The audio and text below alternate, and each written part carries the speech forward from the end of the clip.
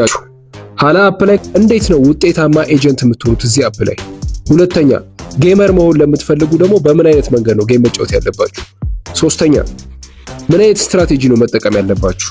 አራተኛ ምን አይነት ቲም ነው የሚያስፈልጋችሁ? ስለዚህ ወደ ፕሌይ ስቶር ይወስዳችኋል። ከዛ ኢንስቶል የሚለውን ነክታችሁ አፑን ዳውንሎድ ታደርጋላችሁ ማለት ነው። አፑን ዳውንሎድ ካደረግን በኋላ ወደ አፑ እንገባለን።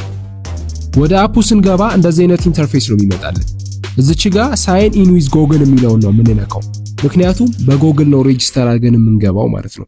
ስለዚህ አፑን እንዴት ዳውንሎድ እንደምናደርግ አይተናል። አሁን ደግሞ እንዴት ሬጂስተር እንደምናደርግ እናያለን። ሳይን ኢን ዊዝ ጎግል የሚለውን ትነካላችሁ። ከዛ በዚህ መልኩ ስልካችሁ ላይ ያለው ኢሜል ይመጣላችኋል።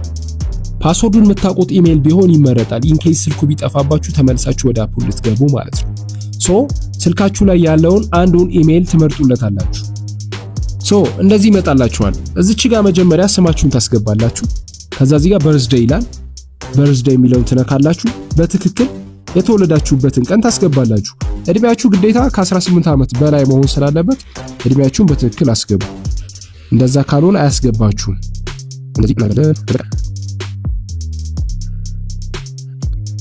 ከዛ እዚህ ጋር ሴቭ የሚለውን ነካለን። ከዛ እዚህ ጋር ኢትዮጵያ መሆኑን ቼክ አድርጉ፣ ኢትዮጵያ ውስጥ ካላችሁ። ምክንያቱም አንዳንዶቻችሁ በቪፒኤን ስለምትጠቀሙ እዚህ ጋር ትንሽ ልትቸገሩ ትችላላችሁ፣ ቪፒኤኑ ከሌላ ሀገር ካረገባችሁ። ስለዚህ ኢትዮጵያ መሆኑን አረጋግጡ። ኢትዮጵያ ከሆነ እዚህ ጋር ጀንደር ይላል። ወንድ ከሆናችሁ ሜል፣ ሴት ከሆናችሁ ፊሜል ትሉታላችሁ። እዚህ አፕ ላይ ለወንድም ለሴትም ተመሳሳይ ክፍያ ነው የሚከፍለው። ስለዚህ እዚህ ጋር ኢንቫይት ኮድ ይላል። ጂኮይን ለማግኘት ነው የሚለው። ይሄ ጥቅም ስለሌለው ለኛ እዚህ ጋር መተን ሴቭ እንላለን። ከዚህ በኋላ በደንብ አስተውሉ። ከዚህ በኋላ ምነግራችሁን በደንብ አስተውሉ።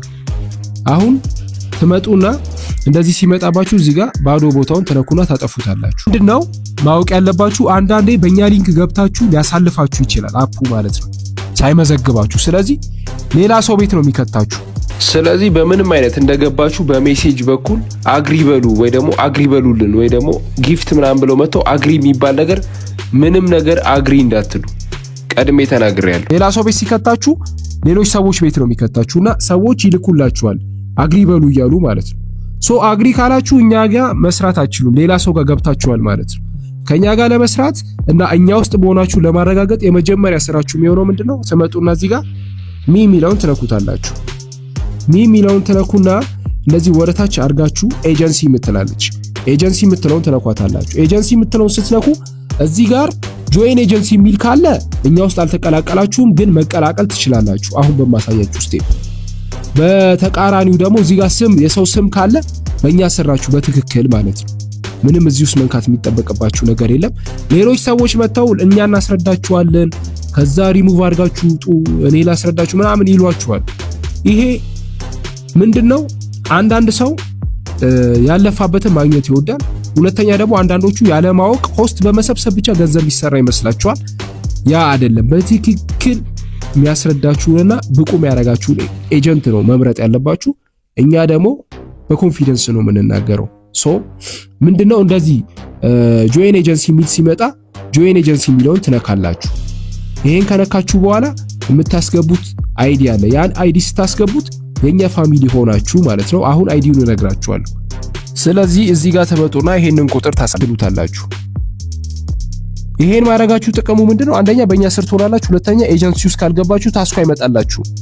ገብቷችኋል? ታስኩ ስለማይመጣላችሁ ነው። ታስኩ እንዲመጣላችሁ የግድ መቀላቀል ስላለባችሁ ከዛ ተመጡና እዚህ ጋር ኮንፊርም ትሉታላችሁ። ያስደግማችኋል። ኮንፊርም ይሄው እንደምታዩት እዚህ ጋር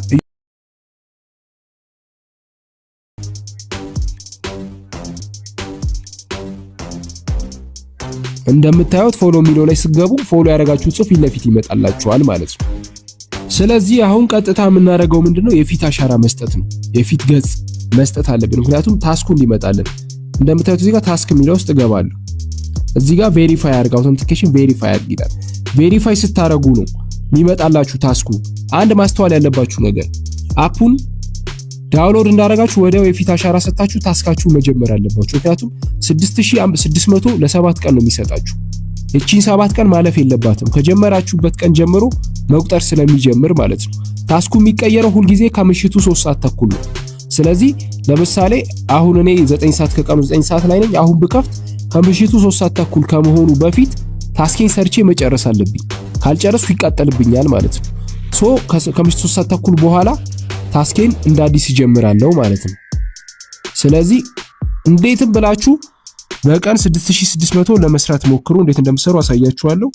ይሄን መስራት ግዴታችሁ ነው። ለምን ይቃጠልባችኋል። ከ7 ቀን በኋላ አንዳንድ ሺህ ነው የሚሰጣችሁ። ለኤክስቼንጅ አይመቻችሁም። ስለዚህ አንድ ሆስት በገባ በ7 ቀን ውስጥ ምን ማግኘት አለበት? 45000 ቶታል ፖይንት ማግኘት አለበት ማለት ነው። ስለዚህ አሁን ቀጥታ የምናደርገው ቬሪፋይ ነው። የፊት አሻራ መስጠት አለብን። ስለዚህ ቬሪፋይ የሚለውን ነካለን። አሎ ዚስ ታይም ኦንሊ የሚለውን ትነካላችሁ። ከዛ ዝች ጋር አፕሎድ ፎቶ ዩርሰልፍ የሚለውን ትነኩታላችሁ። ከዛ በትክክል ፊታችሁን ታስገቡታላችሁ ብርሃን ያለበት ቦታ ላይ ማለት ነው። ፊታችሁን ካስገባችሁ በኋላ ከላይ የራይት ምልክቷን ትነኳታላችሁ። የራይት ምልክቷን ካስገባችሁ በኋላ እንደምታዩት ተቀብሎታል። ከዛ ስታርት አውተንቲኬሽን የሚለው ደግሞ ከስር ትሰጡታላችሁ። እሱን ካደረጋችሁ በኋላ በትክክል እዚህ ጋር ኢሞጂዋ እንደምትላችሁ ማለት ነው። Please slowly turn your head to the right. Please blink your eyes. አይንን ጭፍን ግልጽ። Please slowly turn your head to the left. ኢሞጂው እንደሚላችሁ ከስር የሚለውን የሚጽፍላችሁን ወይ ደግሞ አሻንጉሊቷ ስትንቀሳቀስ እሷን እያያችሁ በዛ መሰረት ነው የፊት አሻራ የምትሰጡት ማለት ነው። ይሄን ካረጋችሁ በኋላ እዚች ጋር ሴት የሴኩሪቲ ፓስወርድ ይላችኋል። እዚህ ጋር በደንብ አስተውሉ። እዚህ ጋር የምታስገቡት የሴኩሪቲ ፓስወርድ ነው። ገንዘብም ስታወጡ፣ ኤክስቼንጅም ስታረጉ፣ አካውንቱ ቢጠፋባችሁ መልሳችሁ የምታገኙት በዚህ ፓስወርድ ነው። ስለዚህ ምንድነው የምታረጉት? ማትረሱትን 6 ዲጂት ፓስወርድ ታስገባላችሁ። በዚህ መልኩ ማለት ነው።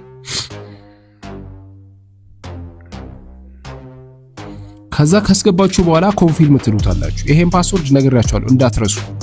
ወዲያው ታስኮቹ መጡ እንደምታዩዋቸው።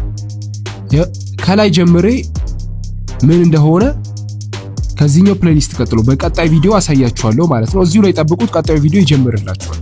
ለምንድን ነው ይሄን ያረኩት? መጀመሪያ እንደነገርኳችሁ አሁን ታስክ እንዴት እንደሚሰራ ማወቅ የሚፈልግ ሰው ብቻ እዛ ላይ ታይትል ስላለው ይገባል ማለት ነው። ስለዚህ ወደ ቀጣዩ ቪዲዮ እንሄዳለን።